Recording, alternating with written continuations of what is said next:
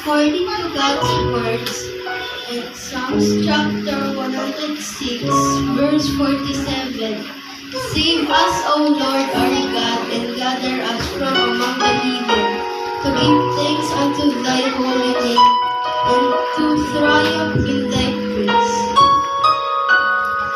Praise God. Hallelujah, Jesus. Nagpasalamat po kami sa Panginoon despite of every trials and challenges in life. We are still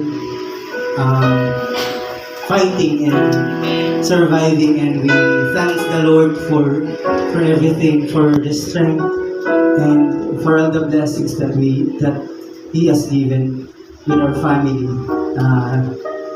Sabayin niyo po kami sa aming papuring awit na nagsasabing salamat sa iyo.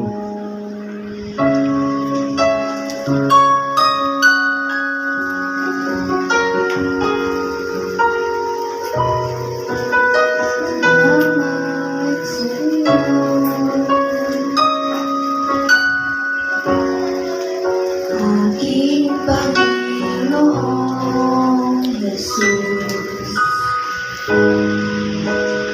ako'y inibig mo.